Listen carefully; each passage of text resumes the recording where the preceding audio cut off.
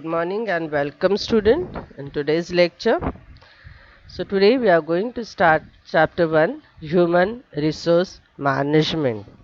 And this in this chapter we have to study HRM and HRM concept, its features, functions, importance and difference between traditional versus strategic human resource management. So in this PDF only this syllabus content. So we overlook the other two. These are the other two part. Okay. So first human resource management. So human resource is essential for the success of any organization because whatever strategy prepared by the organization, though it's excellent, but implementation part is that too essential. That implementation of any strategy should also be implement effectively. And how any strategy or any work get effectively completed, कैसे होता है बताओ, क्या जरूरी है उसके लिए? Yes, अरे पेन, यस, ह्यूमन रिसोर्स कैसा होना चाहिए? नहीं, वर्क वर्क कंप्लीट के लिए ह्यूमन रिसोर्स, अभी मैनेजमेंट बाजू में। यस जीनत, भावेश, ध्रुव, भूमि, पल्लवी, अगर वर्क इफेक्टिवली होना चाहिए तो उसके लिए क्या ज़रूरी है? ह्यूमन रिसोर्स कैसे होना चाहिए? Yes Somnath, competent and committed and dedicated, right? तो अगर ऑर्गेनाइजेशन में कॉम्पिटेड, कमिटेड, डेडिकेटेड ह्यूमन रिसोर्स रहेगा तो ऑर्गेनाइजेशन सक्सेस होता है, कॉम्पिटिटिव एडवांटेज अचीव कर सकता है, कंपटीशन फेस कर सकता है। So let we know what is HRM, human resource management. So HRM क्या है? यस, HRM क्या है? It is a process, right? और क्या होता है उस HRM के प्रोसेस में? Managing human resource. Yes Karishma, Priyanka, process. तो वो प्रोसेस क्या करती है? ह्यूमन रिसोर्स को मैनेज करती है। मैनेज करना मीन्स व्हाट? उनको सिलेक्ट करना, proper human resource according to need of organization, then उनको प्रॉपर प्लेस में अपॉइंट करना, इट इज प्लेसमेंट, देन उनको ट्रेनिंग देना, दैट इज कॉल्ड मैनेज करना। So managing human resource, okay, recruitment से लेकर अपॉइंटमेंट तक, देन उनका परफॉर्मेंस अप्रेजल करते रहना है उनको। यस, देन ये सब करके क्या बेनिफिट होता है ऑर्गेनाइजेशन? ऑर्गेनाइजेशन को इम्प्रूव इंडिविजुअल, मतलब एम्प्लॉयज का, देन जो टीम में काम दिया जाता है ग्रुप का, एंड देन इनके दोनों अगर इनका इम्प्रूवमेंट होता है तो ऑब्वियसली उसका इफेक्ट किस पे होता है? Increasing effectiveness of organization. Okay, so let's read once again. HRM is a process of managing human resource to improve individual, group and organizational effectiveness. Okay okay? तो देखो HRM में क्या क्या है? प्लानिंग है, देन रिक्रूटमेंट है, selection है, training, motivation, performance appraisal, promotion, transfer, career development, these all concept or element are included in HRM or part of HRM. Okay, now let me see nature of HRM. HRM का nature देखेंगे। तो जो भी nature है ये हमें अभी definition से पता चला है। So in that first one is the process, it is a process है। क्यों प्रोसेस है? क्योंकि इसमें ये सब इंक्लूड है, ये सब करना पड़ता है, तभी HRM ह्यूमन रिसोर्स मैनेज होता है। सिलेक्शन करना है, राइट पीपल एक्वायर, ट्रेनिंग देना है उनको, तो उनका स्किल, ह्यूमन रिसोर्स का स्किल डेवलप होगा। देन उनको मोटिवेट करना है, जो भी ऑर्गेनाइजेशन को बेनिफिट होता है, प्रॉफिट में रन हो रहा है, तो पार्ट ऑफ प्रॉफिट जो है वो एम्प्लॉयज़ को सैलरी बोनस, सैलरी हाइक करो, बोनस दे दो, इंसेंटिव दे दो, ऐसा करके उनको मोटिवेट करना है। एंड उनका ऑब्वियसली अगर हमने प्रॉपर सिलेक्शन किया है, उनको ट्रेनिंग दे के उनका स्किल अगर हमने डेवलप किया है, प्रॉपर मोटिवेट किया जा रहा है, तो हमें श्योरिटी आ जाती है कि एम्प्लॉय अभी कमिटमेंट डेडिकेटेड के साथ काम करेगा। तो ensuring employees commitment to achieve organisational objective. Then next है मल्टी डिसिप्लिनरी अप्रोच। ओके, तो अगर एचआरएम करना है, ह्यूमन रिसोर्स को मैनेज करना है, तो मैनेजमेंट जो एचआर मैनेजर है उसको वेरियस डिसिप्लिन का नॉलेज होना ज़रूरी है। वेरियस डिसिप्लिन अप्लाई करना पड़ता है, राइट। जैसे कि management science, science means proper या प्रॉपर एक सिस्टम फॉलो करके मैनेजमेंट करना है, that is called management science. Then psychology को यूज़ करना है। देखो ह्यूमन रिसोर्स है, उनको मोटिवेट करना है, तो ह्यूमन साइकोलॉजी आपको समझना चाहिए कि क्या क्या मेजर्स कर ले कि उनको हम मोटिवेट कर सकते हैं, है ना, उनको इंड्यूस कर सकते हैं, उनका हौसला बढ़ा सकते हैं, मोरल डेवलप कर सकते हैं। देन ह्यूमन जो है वो सोसाइटी का पार्ट है, तो सोशियोलॉजी का भी नॉलेज होना चाहिए। जो भी पॉलिसी है उनको कम्युनिकेट करना पड़ता है, तो कम्युनिकेशन स्किल भी होना चाहिए।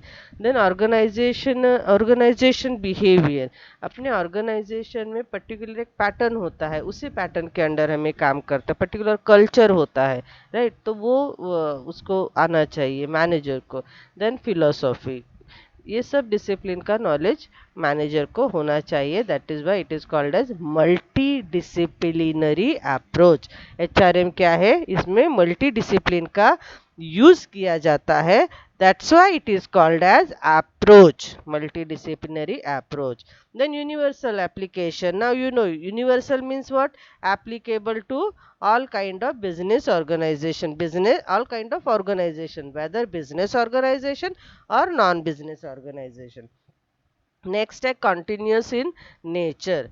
सो ये एचआरएम जो है, जब तक ऑर्गेनाइजेशन का एग्जिस्टेंस है तब तक एक्टिविटीज होता ही रहेगा, तो ऑर्गेनाइजेशन के एग्जिस्टेंस तक ये कंटिन्यूस इन नेचर रहेगा। एचआरएम कंटिन्यूसली करना ही पड़ता है, क्योंकि हमेशा जो ऑर्गेनाइजेशन जहाँ पे फंक्शनिंग कर रहा है, ऑर्गेनाइजेशन का एग्जिस्टेंस है, वो चेंजिंग एनवायरनमेंट में है, तो एनवायरनमेंट चेंजेस होते रहता है, बिजनेस एनवायरनमेंट, तो एचआरएम कंटिन्यूसली करना ही है। देन एचआरएम क्यों करना है, इट इज ऑब्जेक्टिव ओरिएंटेड। अभी ऑब्जेक्टिव ऑर्गेनाइजेशन जिन में जो वर्क करते हैं उनसे रिलेटेड है, राइट। तो इंडिविजुअल जो एम्प्लॉयज़ है वो भी ऑब्जेक्टिव अचीव करना चाहते हैं, उनका ऑब्जेक्टिव क्या है, उनको जो भी जहाँ पे भी हम जॉब करते हैं, ऑब्वियसली हम अपना करियर समझ के करते हैं, राइट। और जिस प्लेस में भी हमने अभी हमारा रिक्रूटमेंट या अपॉइंटमेंट हुआ है, हम ऑब्वियसली चाहते हैं कि हमारा प्रमोशन हो, राइट। तो इंडिविजुअल ऑब्जेक्टिव क्या है, career development, promotion. Then group objective, जो भी वर्क ग्रुप में करना है, तो टीम वर्क के साथ काम करना है, तो ये टीम वर्क अचीव करना, ये ऑब्जेक्टिव रहेगा। देन ऑर्गेनाइजेशन का ऑब्जेक्टिव क्या है कि मार्केट शेयर इंक्रीज होना चाहिए, प्रॉफिट इंक्रीज बढ़ना चाहिए, एंड सोसाइटी को क्या चाहिए, जो सोशल डेवलपमेंट एक्टिविटीज। तो एचआरएम जो है वो ऑब्जेक्टिव अचीव करने को एम्फेसिस करता है। देन नेक्स्ट है लॉन्ग टर्म बेनिफिट, तो ऑब्वियसली एचआरएम की वजह से लॉन्ग टर्म बेनिफिट होता है, किसको, यस बेनिफिट किसको होता है बताओ, यस स्टूडेंट, एचआरएम की वजह से लॉन्ग टर्म बेनिफिट होता है, किसको होता है, यस भावेश, पल्लवी, ऑर्गेनाइजेशन को, और यस सिर्फ ऑर्गेनाइजेशन को होता है क्या, employees, yes Prarthana, very good. Pallavi, employees, very good, nice. और सोसाइटी, यस भूमि। तो एचआरएम की वजह से लॉन्ग टर्म बेनिफिट होता है, क्योंकि आपने जो भी स्किल लिया है, तो आप ऐसा नहीं ना कि वो सिर्फ उसी पीरियड या सर्टन पीरियड के लिए ही आप याद रखने वाले, बाद में भूल जाने वाले हो, ऐसा नहीं हो सकता ना। तो जो भी आपको स्किल या ट्रेनिंग प्रोवाइड किया जाता है, तो उसका उससे आपको ओवरऑल आपको नॉलेज आ जाता है, आपका एटीट्यूड चेंज हो जाता है, स्किल बढ़ता है वो टाइप का काम करने का। एंड सोसाइटी में डील करना, जैसे कि हमें हमारे कस्टमर्स के साथ डील करना है, हमारे डीलर्स के साथ डील करना है, हमारे सप्लायर्स के साथ डील करना, तो हमारा सोशल बिहेवियर भी चेंज होते रहता है, राइट। तो ट्रेनिंग की वजह से knowledge, attitude, skill, social behaviour of the employee improves. तो ऐसा लॉन्ग टर्म बेनिफिट हमें होता है। तो देखो एम्प्लॉयज़ को क्या मिलता है, अगर उसने प्रॉपर ट्रेनिंग लिया है तो उसका ऑब्वियसली स्किल बढ़ा है, देन नॉलेज बढ़ा है, एटीट्यूड चेंज हुआ है, तो उसको मॉनेटरी नॉन मॉनेटरी बेनिफिट मिलेगा, ऑर्गेनाइजेशन को रिटर्न्स मिलेंगे, सोसाइटी को क्वालिटी प्रोडक्ट्स मिलेंगे, शेयर होल्डर्स को डिविडेंड मिलेंगे। तो ये सब क्या है, लॉन्ग टर्म बेनिफिट है। मीन्स अभी एम्प्लॉयज़ को ट्रेनिंग दिया जा रहा है, फिर वो डेडिकेटेड कमिटेड बनेंगे, और ये सब उनकी वजह से इन सब स्टेक होल्डर्स को बेनिफिट होने वाला है। Okay, next development of team spirit. तो टीम स्पिरिट डेवलप भी होता है, अगर जो भी आप जो भी आप टीम पूरे ग्रुप के साथ अगर कुछ जैसे कि कुछ सजेशन एम्प्लॉय से इनवाइट करना है, तो ग्रुप का सजेशन आना चाहिए, पर्टिकुलर ग्रुप से अगर आप इनवाइट करोगे तो ग्रुप का स्पिरिट डेवलप होता है। देन किसी प्रोजेक्ट के लिए किसी ग्रुप को रिस्पॉन्सिबिलिटी देते हो, किसी इंडिविजुअल एम्प्लॉय को नहीं दोगे, पूरे ग्रुप को जो भी अचीवमेंट है, सक्सेस है, पूरे ग्रुप को उसका क्रेडिट दिया जाता है, तो टीम स्पिरिट, राइट। तो अगर जिस ऑर्गेनाइजेशन में टीम में या ग्रुप या डिपार्टमेंट के साथ अगर वर्क एक्सपेक्टेड है, तो वहाँ पे उनका ग्रुप या डिपार्टमेंट का पूरा डेवलपमेंट हो जाता है। तो उसके लिए proper policies and practices adopt करना है, उनके साथ कॉर्डियल रिलेशंस, इफ़ेक्टिव कम्युनिकेशन, ये सब करके टीम का स्पिरिट जो है, पूरे टीम का, ग्रुप का या डिपार्टमेंट का स्पिरिट एक साथ काम करने के लिए डेवलप किया जाता है, और इसकी वजह से ऑर्गेनाइजेशन को सक्सेस मिलता है। देन की एलिमेंट है, एचआरएम जो है की एलिमेंट है इन कोपिंग विथ प्रॉब्लम्स। तो प्रॉब्लम को कोप करना मीन्स प्रॉब्लम डील करना, प्रॉब्लम सॉल्व करना, प्रॉब्लम को फेस करना। तो ये कब पॉसिबल है, अगर अपने ऑर्गेनाइजेशन में हमारे जो एम्प्लॉयज़ है वो डेडिकेटेड है, कमिटेड है, राइट। तो देखो हमेशा एनवायरनमेंट में चेंजेस होते रहता है, और जो चेंजेस है उसकी वजह से प्रॉब्लम क्रिएट होते रहते हैं, राइट। तो जो भी तो जैसे कि अभी यहाँ एग्जांपल दिया, टेक्नोलॉजी चेंजेस हो रहा है, तो ऑब्वियसली ऑर्गेनाइजेशन में टेक्नोलॉजी लाना पड़ेगा। तो इससे क्या होता है, ऑर्गेनाइजेशन का स्ट्रक्चर चेंज करना पड़ता है। देन जो अपने एम्प्लॉयज़ है, नया टेक्नोलॉजी है, तो वो स्किल उनमें अपग्रेड करना है, प्रोडक्ट में मॉडिफिकेशन लाना है। तो ये सब कब पॉसिबल है, जब हमारे एम्प्लॉयज़ कुछ नया स्किल सीखने के लिए रेडी रहेंगे, राइट। जो भी चेंजेस है वो एक्सेप्ट करने के लिए रेडी रहेंगे। तो एचआरएम अगर हम प्रॉपर करते हैं, तो पॉसिबल है कि हमारे एम्प्लॉयज़ भी प्रॉब्लम्स को, जो भी प्रॉब्लम्स रहेंगे उसको सॉल्व करने में एफर्ट लेते हैं। देन नेक्स्ट क्या है, इंटीग्रेटेड यूज ऑफ सब सिस्टम। एचआरएम क्या है, ये जो सब सिस्टम है उसका इंटीग्रेटेड यूज किया जाता है, training and development, career development, organisation performance appraisal, potential appraisal. Then next है डेवलपमेंट ऑफ एम्प्लॉयज पोटेंशियलिटीज। तो एम्प्लॉयज़ का जो भी पोटेंशियल है, हर एम्प्लॉयज़ के हर ह्यूमन बीइंग में पोटेंशियल होता है, राइट। तो उसका भी डेवलपमेंट एचआरएम में हो जाता है। जैसे कैसे होता है, तो एम्प्लॉयज़ को ट्रेनिंग दिया जाता है, उनके करियर का प्लानिंग प्रॉपर किया जाता है एंड अकॉर्डिंगली उनको डेवलपमेंट किया जाता है, उनको काउंसलिंग किया जाता है, मोटिवेशन किया जाता है। तो ये सब अगर क्या बोलेंगे स्टेप्स लेते हैं, तो ऑब्वियसली एम्प्लॉयज़ का पोटेंशियल भी डेवलप होता है। तो this is the nature of HRM.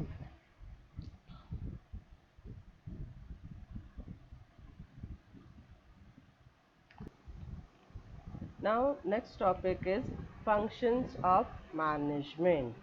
HRM के क्या क्या फंक्शंस है। ओके, सो वेरियस फंक्शंस है। इस चार्ट में we can see different different functions. Let we see one by one. So in that one function is HRP, human resource का planning करना। Okay, तो प्लानिंग कैसे किया जाता है, देखो, review of organisation goal, organisation का गोल क्या है वो रिव्यू करना है। देन फोरकास्ट करना है कि इतने इतने एचआर का रिक्वायरमेंट है, एम्प्लॉयज़ का रिक्वायरमेंट है, एंड देन अकॉर्डिंगली सप्लाई करना। ओके, फोरकास्ट ऑफ सप्लाई, कि इतना इतना हम सप्लाई कर सकते हैं, इसका फोरकास्टिंग रहेगा। देन कंपैरिजन किया जाएगा, रिक्वायरमेंट कितना था, सप्लाई कितना हो रहा है, एंड अगर रिक्वायरमेंट के अकॉर्डिंग सप्लाई नहीं है, शॉर्टेज ऑफ सप्लाई है, राइट, मीन्स प्लानिंग के अकॉर्डिंग नहीं है, तो फिर करेक्टिव एक्शन लेना है। अगर शॉर्टेज है तो और एम्प्लॉयज़ सप्लाई करने के लिए प्लानिंग करना है, और अगर सरप्लस हो गया है तो और एक उनका टेस्ट लेके फिर उनसे जो भी हमने सिलेक्ट किए थे उनसे भी कम करना है, राइट। तो करेक्टिव एक्शन लेना है। This is what HRP। It is a process of identifying requirement in terms of quality, क्या क्या स्किल होना चाहिए, and quantity, number of employees to undertake various activities. तो ये सारे स्टेप्स हैं। ओके, देन सेकेंड है एक्विजिशन फंक्शन, या फिर उसको सिलेक्शन बोलते हैं। Okay, so right man power acquire करने के लिए एचआर को क्या करना पड़ता है, रिक्रूटमेंट एंड सिलेक्शन। तो रिक्रूटमेंट करना मीन्स व्हाट, एडवर्टाइजमेंट करना, एंड प्रॉपर सिलेक्शन का एक प्रोसीजर है वो फॉलो करना, राइट। तो रिक्रूटमेंट एंड सिलेक्शन करके मैन पावर एक्वायर किया जाता है। ओके, then next है placement function. Placement meaning what, place right person at placing the right person at the right place of work, it is placement। right person को right place of work को work पे appoint करना, it is called placement। तो HR का function ही है कि placement करना है। जो भी एम्प्लॉयज़ हमने सिलेक्ट किए हैं, तो उनके स्किल अकॉर्डिंग, उनके इंटरेस्ट अकॉर्डिंग उनको अगर जॉब दिया जाएगा, तो इससे क्या बेनिफिट होता है, जॉब सेटिस्फैक्शन मिलता है एम्प्लॉयज़ को। और एम्प्लॉय अगर सेटिस्फैक्टरली जॉब करेगा, it results in higher efficiency, उसका भी एफिशिएंसी बढ़ जाता है, और इसकी वजह से ऑर्गेनाइजेशन का एफिशिएंसी बढ़ जाता है। ओके, देन नेक्स्ट है परफॉर्मेंस अप्रेजल। तो परफॉर्मेंस अप्रेजल के लिए जो भी टेस्ट करवाना है, तो अकॉर्डिंगली वो परफॉर्मेंस अप्रेजल प्रोग्राम डिज़ाइन करना और इम्प्लीमेंट करना, ये किसका फंक्शन है, एचआर मैनेजर का। तो परफॉर्मेंस अप्रेजल क्या है, ये हमने लास्ट मीन्स मार्केटिंग में सीखा था। क्या है परफॉर्मेंस अप्रेजल, ये स्टूडेंट, परफॉर्मेंस अप्रेजल किसको बोलते हैं हम, क्या फाइंड आउट करना है उससे, परफॉर्मेंस अप्रेजल से क्या फाइंड आउट किया जाता है, yes fast, yes student, performance appraisal करके क्या फाइंड आउट करना है, कोई भी एम्प्लॉय का capabilities, yes Dhruv, yes, only capabilities, yes, employee का स्किल, यस सोमनाथ, कोऑपरेशन, देखो डिजाइनिंग, एम्प्लॉयज का strength and weaknesses. Okay Karishma, हमें परफॉर्मेंस का देखना है। तो परफॉर्मेंस कैसे होता है, एक तो अच्छा होता है, एक तो बुरा होता है। अच्छा हो रहा है मीन्स आप में स्ट्रेंथ है, खराब हो रहा है मीन्स कुछ तो वीकनेसेस है, राइट। तो परफॉर्मेंस अप्रेजल करके एम्प्लॉयज के जॉब रिलेटेड, हाँ, job related strength and weakness identify किए जाते हैं। ओके, तो देखो यहाँ पे दिया है परफॉर्मेंस अप्रेजल क्या है, systematic description of employees job relevant strength and weaknesses।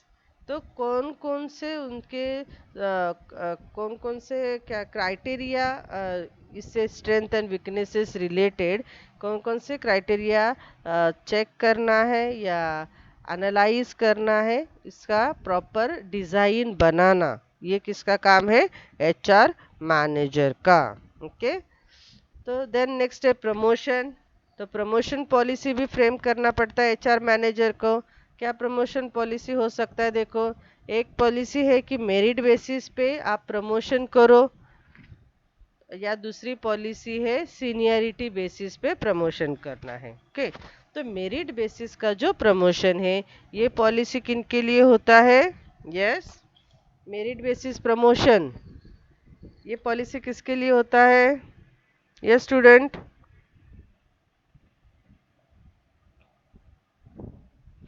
Merit basis promotion का पॉलिसी किसके लिए है, fast, respond fast, yes Zeenat, Bhumi, Priyanka, top level के लिए।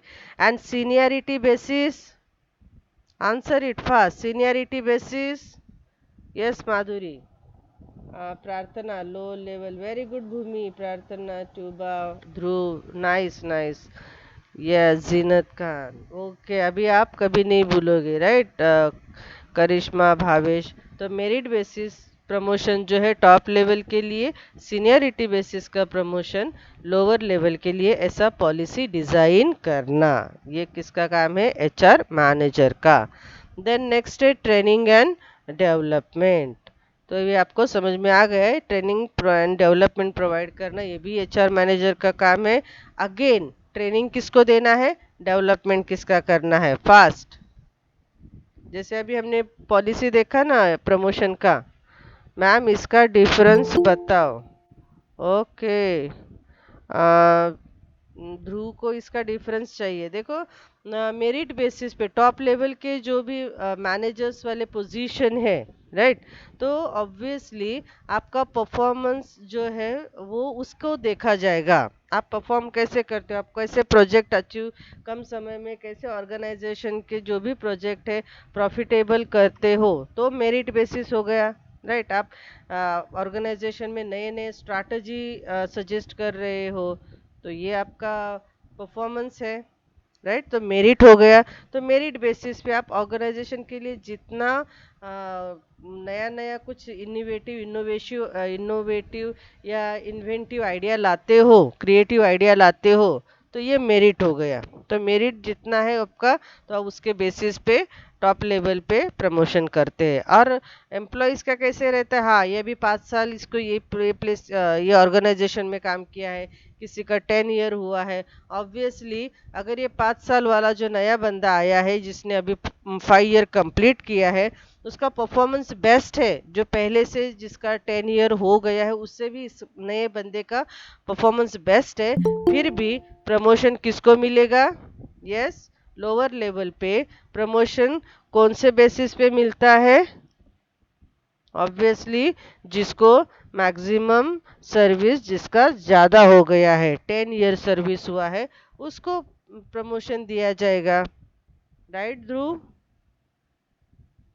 10 वाले को, वेरी गुड। तो जो 5 ईयर जिसने सर्विस किया है बट उसका कंप्यूटर स्किल अच्छा है, बहुत सारे उसके स्किल है, और उसका परफॉर्मेंस भी अच्छा है, एफिशिएंट है वो एम्प्लॉय, फिर भी उसको प्रमोशन नहीं दिया जाएगा, क्योंकि प्रमोशन का बेसिस क्या है, यस, लोअर लेवल में प्रमोशन का बेसिस क्या है, यस स्टूडेंट,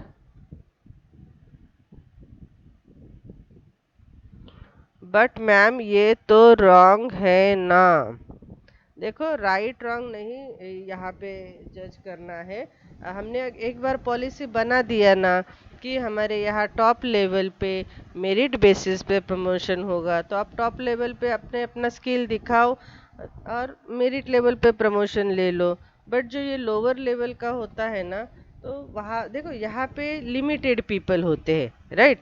तो यहाँ पॉसिबल है कि आप किसी के मेरिट को कंसिडर करो, लेकिन यहाँ पे मास पीपल होते हैं लोअर लेवल पे, राइट। तो उनको सीनियरिटी बेसिस पे प्रमोशन मिलेगा, और जिसका कॉम्पिटेंसी ज़्यादा है उसको प्रमोशन मिलना चाहिए। हाँ ना, तो वो टॉप लेवल पे मिल रहा है ना ध्रुव, ठीक है। तो देखो ऐसे एम्प्लॉयज के माइंड में भी कंफ्यूजन हो सकते हैं। जैसे अभी ध्रुव ने बोला कि ये राइट नहीं है, ये रॉन्ग है। जो लोअर लेवल का भी है, अच्छा काम कर रहा है, उसको प्रमोशन मिलना चाहिए। ऐसे कंफ्यूजन अब एम्प्लॉयज के माइंड में हो सकते हैं, और उनका परफॉर्मेंस जो है या उनमें निगेटिव एटीट्यूड डेवलप हो सकता है, राइट।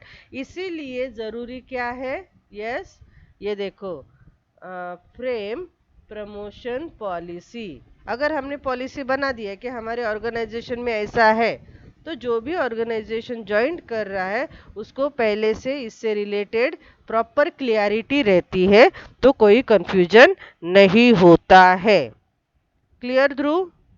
अभी जो डाउट तुम्हें आया ना, वो नहीं क्रिएट होना चाहिए, इसीलिए पॉलिसी बनाया जाता है। देखो किसी ऑर्गेनाइजेशन में अगर और एम्प्लॉय का एक्सीडेंट होता है, तो पहले से ही एम्प्लॉयज को मालूम होता है मेरा ऑर्गेनाइजेशन में एक्सीडेंट होता है जॉब ड्यूरेशन में, तो 5 लाख का पॉलिसी निकाला है। कोई दूसरा बोलेगा मेरे ऑर्गेनाइजेशन में एक्सीडेंट का पॉलिसी है, जॉब ड्यूरेशन में किसी का एक्सीडेंट होता है तो हमारे यहाँ 10 लाख का पॉलिसी है। तो फिर उसमें भी क्या हम रॉन्ग बोलेंगे क्या? वो भी पर्सन है, मैं भी पर्सन हूँ। उसके ऑर्गेनाइजेशन में उसको 10 लाख मिलेगा, मेरे ऑर्गेनाइजेशन में सिर्फ 5 लाख का है। ऐसा हम बोल सकते हैं क्या? नहीं, क्योंकि ऑर्गेनाइजेशन पहले से ही पॉलिसी डिसाइड करता है।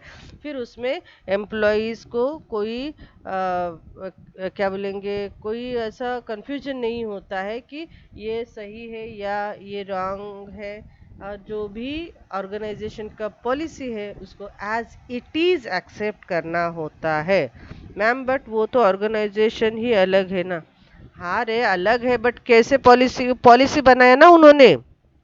हेलो ध्रुव, ऑर्गेनाइजेशन अलग है, तो क्या तुम अपने ऑर्गेनाइजेशन को जाके बोलोगे क्या वो ऑर्गेनाइजेशन 10 लाख का दे रहा है पॉलिसी इंश्योरेंस, तो आप हमें भी दे दो, ऐसा बोल सकते हो क्या? नहीं, हर ऑर्गेनाइजेशन का अपना पॉलिसी होता है।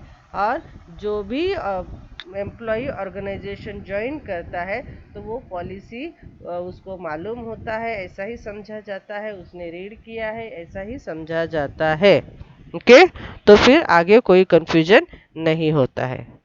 Shall we move to next point? Dhruv clear हो गया तेरा डाउट? Yes, okay. तो देखो नेक्स्ट है training and development. Again training किसको देना है? Yes student. एंड डेवलपमेंट किसका करना है? फास्ट। हाँ यस भूमि, ट्रेनिंग एम्प्लॉयज को देना है, और डेवलपमेंट यस जीनत, एम्प्लॉयज को ट्रेनिंग देना है। Very good. लोअर लेवल के लिए ट्रेनिंग होता है क्योंकि उनको एक्चुअल वर्क करना पड़ता है। Yes Priyanka, Pallavi, nice. और डेवलपमेंट किसके लिए है? यस गुप्ता, ऑर्गेनाइजेशन के लिए। वेरी गुड भूमि। जीनत वेरी गुड। और ऑर्गेनाइजेशन के लिए नहीं, सॉरी टॉप मैनेजमेंट के लिए। यस मैनेजरियल लेवल के लिए। Yes student. डेवलपमेंट प्रोग्राम जैसे कि कॉन्फ्रेंस ऑर्गेनाइज करना, सेमिनार ऑर्गेनाइज करना, है ना, तो ये डेवलपमेंट के प्रोग्राम होते हैं, और ये है टॉप लेवल के लिए। Clear? Yes Sam, Sam Mudaliar, yes, ठीक है। तो ये एम्प्लॉयज के लिए, और ये होता है सीनियर मैनेजरियल लेवल के लोगों के लिए। ओके, तो ये भी आपको मालूम है ट्रेनिंग से क्या क्या चेंजेस हो जाता है। देन करियर डेवलपमेंट, तो करियर किसका है? एम्प्लॉयज़ का। तो एचआरएम क्या करता है? HRM facilitate career development of employees in the organisation. तो करियर डेवलपमेंट होता है, आप बेस्ट परफॉर्मेंस कर रहे हो, आपको ट्रेनिंग प्रोवाइड किया जा रहा है, तो आपको जो भी स्किल प्रोवाइड किया जाता है अकॉर्डिंगली फिर आपको प्लेसमेंट भी वहाँ पे मिल जाता है। तो it is called career development. देखो कैसे करियर डेवलपमेंट होता है।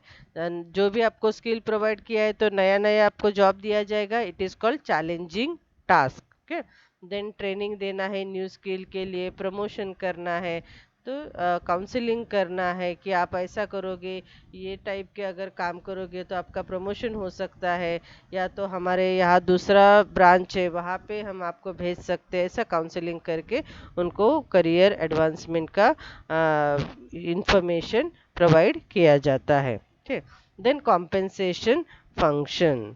तो प्रॉपर कॉम्पेंसेशन फंक्शन का पॉलिसी बनाना ज़रूरी होता है। जैसे मैंने अभी आपको बोला कि किसी एम्प्लॉय का इंश्योरेंस होता है, एक्सीडेंट में कितना मिलेगा, डेथ में कितना मिलेगा उनको। देन अगर आप प्रॉपर वर्क कर रहे हो, एक्टिविटीज़ कर रहे हो, ऑर्गेनाइजेशन के सक्सेस में कंट्रीब्यूशन कर रहे हो, तो आपको क्या रिवार्ड मिलेगा, डायरेक्ट मिलेगा या पूरे ग्रुप के साथ मिलेगा, वो भी पॉलिसी होना ज़रूरी होता है। That is called compensation function. Okay, then next है labor relation. So HRM is concerned with industrial relations. तो उसमें कौन कौन से relations है देखो, यूनियन मैनेजमेंट रिलेशन, वर्कर्स का जो क्या बोलते हैं यूनियन होता है वो union management relation, then joint consultations, then negotiating, then collective bargaining, grievous handling, disciplinary actions, and settlement of industrial disputes. तो ये सब इंडस्ट्रियल रिलेशंस है।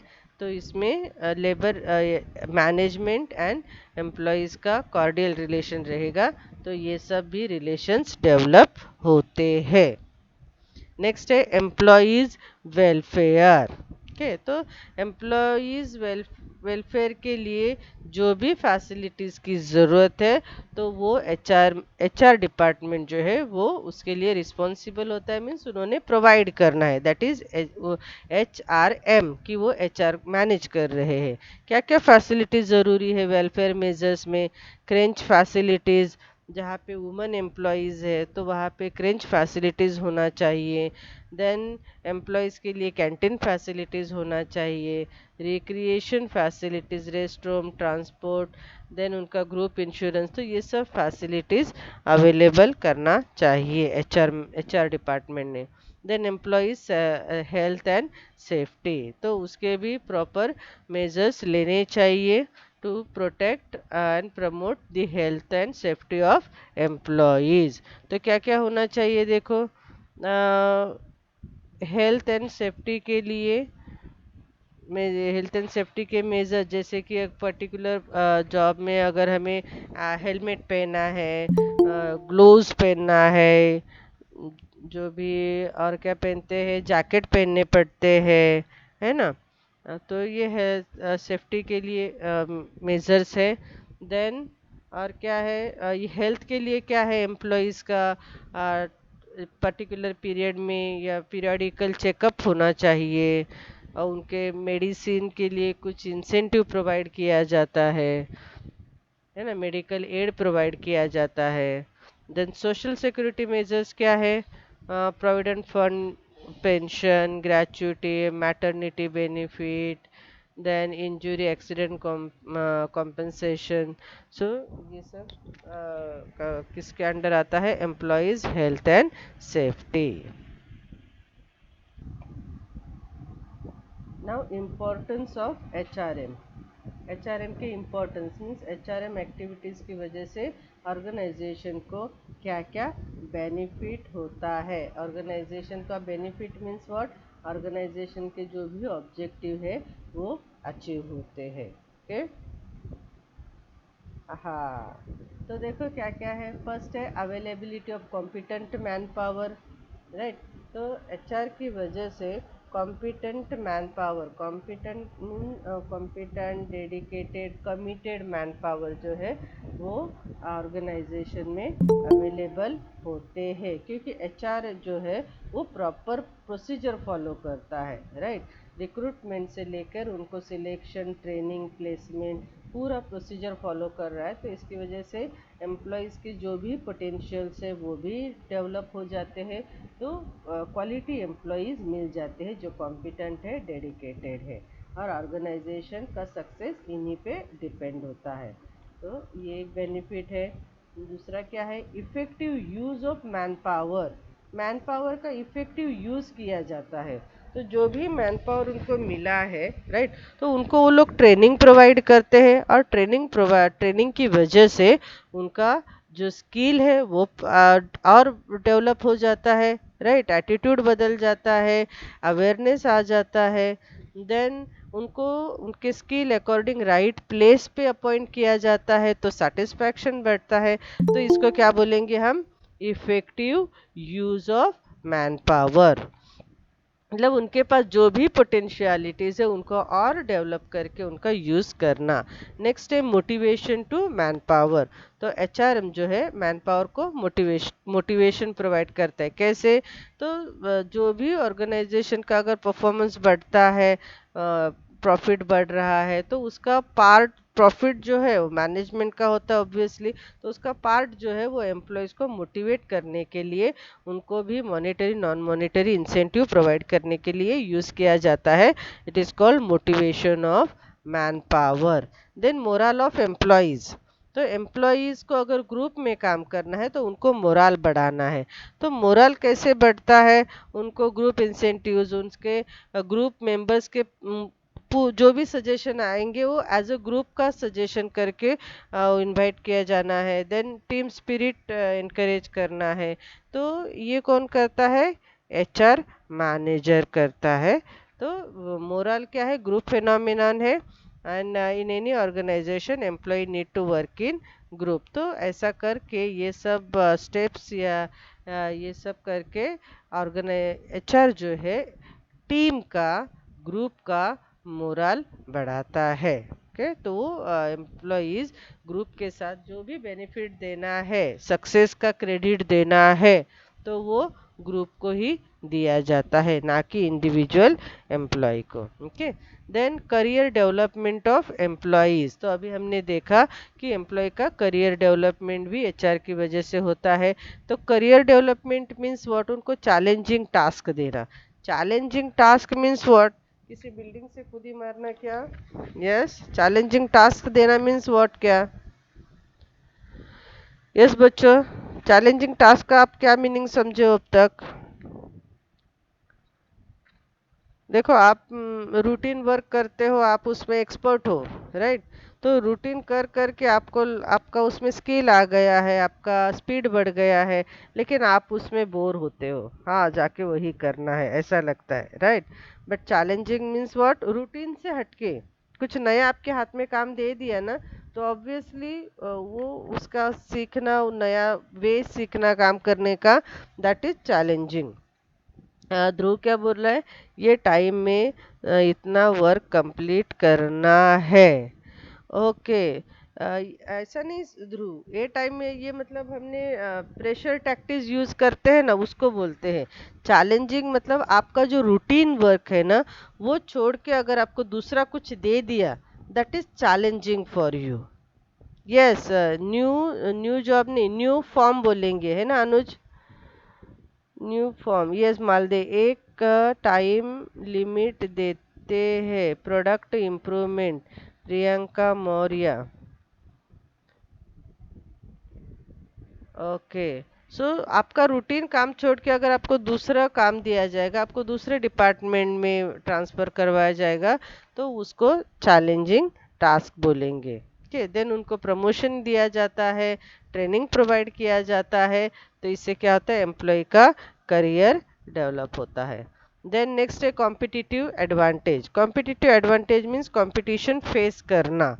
ओके। तो कंपटीशन फेस कर कंपटीशन फेस करने के लिए क्या ज़रूरी है, यही कि हमारे एम्प्लॉयज़ जो है वो जो भी सिचुएशन चेंज हो रहा है तो उसको सपोर्ट करेंगे, जो भी प्रॉब्लम अराइज हो रहा है उसको प्रॉपर डील करेंगे, सॉल्व करेंगे। तो ये तभी पॉसिबल है जब एम्प्लॉयज़ कॉम्पिटेंट एंड डेडिकेटेड रहेंगे। तो ऐसे अगर एम्प्लॉयज़ है तो कंपटीशन फेस सक्सेसफुली किया जाता है। That's why it is called HRM की वजह से कॉम्पिटिटिव एडवांटेज मिलता है। देन नेक्स्ट है वर्किंग रिलेशनशिप्स। ओके, तो HRM establish and maintain desirable working relationship among all the members of the organisation. तो एचआरएम की वजह से ऑर्गेनाइजेशन के जो भी मेंबर्स है उसमें क्योंकि प्रॉपर पॉलिसी एचआर जो है एचआरएम प्रॉपर पॉलिसी फ्रेम करते हैं। प्रमोशन का पॉलिसी हो, कॉम्पेंसेशन का पॉलिसी हो, रिक्रूटमेंट का पॉलिसी हो, प्रॉपर प्लानिंग है तो किसी के माइंड में कोई कंफ्यूजन नहीं होता है, किसको क्या अथॉरिटी है, क्या रिस्पॉन्सिबिलिटी है, प्रॉपर क्लियर होता है सीनियर सबऑर्डिनेट्स के बीच में, राइट। तो बेटर रिलेशन डेवलप हो जाता है। तो ऑब्वियसली एचआर अगर ये सब करता है तो कॉरपोरेट इमेज बढ़ जाता है in the mind of stakeholders. कौन कौन है देखो स्टेक होल्डर्स? यस, ये स्टेक होल्डर्स है, इनके माइंड में कंपनी का इमेज डेवलप होता है। देन एचआर की वजह से सोशल ऑब्जेक्टिव अचीव होता है, राइट। तो एचआर सीएसआर प्ले करने में एचआर का इम्पोर्टेंट रोल है। एम्प्लॉयज़ को ट्रेनिंग एंड डेवलपमेंट प्रोवाइड करके वो उनमें वो फीलिंग क्रिएट करवाते हैं सीएसआर करने की, तो सोशल ऑब्जेक्टिव भी अचीव हो जाता है। देन नेशन को क्या सिग्निफिकेंस है देखो एचआर की वजह से नेशन को क्या बेनिफिट होता है। तो देखो यहाँ पे father of TQM total quality management के फादर जिनको फादर बोला जाता है डॉक्टर डब्ल्यू ई डेमिंग, उन्होंने क्या स्टेटमेंट किया देखो, abundance of natural resources is not requirement for prosperity। Prosperity के लिए, कंट्री के प्रॉस्पेरिटी के लिए नेचुरल रिसोर्स बहुत सारे होने चाहिए ज़रूरी नहीं है। तो क्या चाहिए? The wealth of nation depends on it's people. Nation का जो वेल्थ है वो उसके पीपल्स पे डिपेंड होता है। आकाश गुप्ता क्या बोल रहा है? गुड रिलेशंस बिल्ड होता है। यस आकाश। तो नेशन को क्या नेशन का वेल्थ किस में है? उनके जो डेडिकेटेड कमिटेड एम्प्लॉयज है उसमें नेशन का वेल्थ होता है। ओके, तो efficient and effective utilisation of nations natural physical and financial resource किस पे डिपेंड है? वो commitment and dedication on the part of people. अगर हमारे एम्प्लॉयज़ कमिटेड है, डेडिकेटेड है, तो जो भी नेचुरल रिसोर्स है या फिर फिजिकल रिसोर्स है, मशीनरीज है, फाइनेंशियल रिसोर्स है, उनका एफिशिएंट एंड इफेक्टिव यूज किया जाएगा।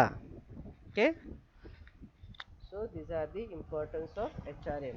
ना नेक्स्ट देखो, अभी एचआरएम तो आपको समझ में आ गया। अभी स्ट्रैटेजिक एचआरएम, स्ट्रैटेजिक क्या होता है? बस प्रोएक्टिव करना, किसी ने किया है उसके बाद अगर हम करते, हाँ उस ऑर्गेनाइजेशन में ऐसा किया जा रहा है, देन हम भी करते, तो क्या बोलेंगे? रिएक्टिव, उन्होंने किया है इसीलिए हमें करना है। बट हमारा ऑर्गेनाइजेशन ही नया नया स्ट्रैटेजी स्टार्ट करता है तो इसको प्रोएक्टिव बोलते हैं। ओके, तो proactive management of employees of company और एन ऑर्गेनाइजेशन, प्रोएक्टिव मैनेजमेंट करना, इट इज स्ट्रैटेजिक एचआरएम। तो ये देखो एचआरएम वही है, पूरा एचआर का पॉलिसी है। ओके, देन नेक्स्ट देखो, ये डिस्टिंग्विश बिटवीन, अभी ट्रेडिशनल और स्ट्रैटेजिक क्या डिफरेंस है, तो कुछ पॉइंट हम देखते हैं इसमें से। देखो, traditional approach managing human resource to achieve short term goal of organisation, और इसमें क्या है? इट इज प्रोफेशनल है, प्रोएक्टिव अप्रोच है, और कौन सा गोल अचीव करते हैं देखो? Strategic goal of the organisation. Then decision कैसे है इनके? ट्रेडिशनल HRM का डिसीजन, नेचर ऑफ डिसीजन कैसा है, रिएक्टिव है, और स्ट्रैटेजिक HRM का प्रोएक्टिव। यस, डिफरेंस समझ में आ रहा है बच्चों? यस, ये 2 पॉइंट में डिफरेंस समझा आपको? ट्रेडिशनल एंड स्ट्रैटेजिक, कोई कंफ्यूजन है? Yes, respond me fast. Yes, very good. तो देखो, ट्रेडिशनल HRM करके आप शॉर्ट टर्म गोल अचीव कर सकते हो, बट स्ट्रैटेजिक HRM करके स्ट्रैटेजिक गोल अचीव करते हैं। देन नेचर ऑफ डिसीजन, ये रिएक्टिव है। रिएक्टिव मीन्स व्हाट, किसी ने किया है अभी हम करेंगे, कॉम्पिटिटर ने किया है अभी हम भी करते हैं, दैट इज रिएक्टिव। और स्ट्रैटेजिक में क्या है, फर्स्ट मूव करते हैं, ठीक है, तो प्रोएक्टिव बोला जाता है उसको। देन HRM, ट्रेडिशनल HR का पॉलिसी कैसे रहेगा, रिजिड रहेगा। स्ट्रैटेजिक वाला फ्लेक्सिबल रहेगा, जैसे जैसे चेंजेस होते रहेंगे एनवायरनमेंट में, तो अकॉर्डिंगली वो रिव्यू करके पॉलिसीज भी चेंज किया जाएगा। ओके, देन ऑब्जेक्टिव में देखो, तो ऑब्जेक्टिव क्या है, मेन ऑब्जेक्टिव ट्रेडिशनल का क्या है, ट्रेडिशनल HRM का, एम्प्लॉयज़ को सिलेक्ट करो, उनको कॉम्पेंसेट करो, मतलब उनका सिलेक्ट करने के बाद उनका हम सैलरी डिसाइड करेंगे, ये काम तुम्हें करना है, अकॉर्डिंग टू एक्टिविटीज उनका कॉम्पेंसेट किया जाएगा। बट स्ट्रैटेजिक में क्या है देखो, select, train, placement, appraisal, promote, तो ये सारा स्ट्रैटेजिक मैनेजमेंट में किया जाता है। नेक्स्ट देखो, परफॉर्मेंस अप्रेजल, तो ये बोला है कि यहाँ पे लैकिंग होता है, परफॉर्मेंस अप्रेजल मोस्टली नहीं किया जाता है, और अब किया भी तो वो ट्रेडिशनल मेथड यूज करके करते हैं। बट स्ट्रैटेजिक में क्या है, परफॉर्मेंस अप्रेजल एम्प्लॉयज का कंपलसरी करते ही है, लॉट ऑफ एम्फेसिस, मतलब परफॉर्मेंस अप्रेजल करना है, और उसके लिए वो मॉडर्न मेथड अडॉप्ट करते हैं। तो हमें आगे वो देखना है ट्रेडिशनल मेथड कौन से है, मॉडर्न मेथड कौन से है, तो यहाँ पे सर्टन नेम दिए हुए हैं। ओके, देन प्रमोशन पॉलिसी देखो, अभी जो ध्रुव को पसंद नहीं थी, वही प्रमोशन पॉलिसी ट्रेडिशनल HRM करता है। यस ध्रुव, ये पॉलिसी तुमको पसंद नहीं थी ना, तो ट्रेडिशनल HRM में ऐसा पॉलिसी है, promotion by seniority at all level बोला गया है, देखो यहाँ पे, मतलब मैनेजरियल लेवल पे भी। देन यहाँ पे देखो, स्ट्रैटेजिक HRM में क्या है, importance to promotion on merit at top level, and seniority का वो लोग लोअर लेवल पे करेंगे। अच्छा ध्रुव, ऐसा नहीं है, okay Dhruv, good. Then placement के लिए देखो, under traditional HRM there is lack of systematic placement, मतलब राइट पर्सन को राइट प्लेस नहीं दिया जाता है, मोस्टली सर्टन पर्सन रेफरेंस से आते हैं, या सर्टन पर्सन पे मैनेजमेंट का फेवर होता है, तो अकॉर्डिंगली उनका प्लेसमेंट होता है, राइट। बट स्ट्रैटेजिक में क्या है, right person at the right job. Then quality of work, traditional में gives more importance to quantity, कि नंबर ऑफ यूनिट आपको इतना प्रोड्यूस करना है, बट स्ट्रैटेजिक HRM क्या करते हैं, थोड़ा करो बट क्वालिटी होना चाहिए, क्या बोलते हैं, 6 सिग्मा, है ना। Then retention of employees, traditional में किसी की एम्प्लॉय को रिटेन करने के लिए कोई एफर्ट नहीं किया जाता है, कोई स्पेशल मेजर्स नहीं लिया जाता है।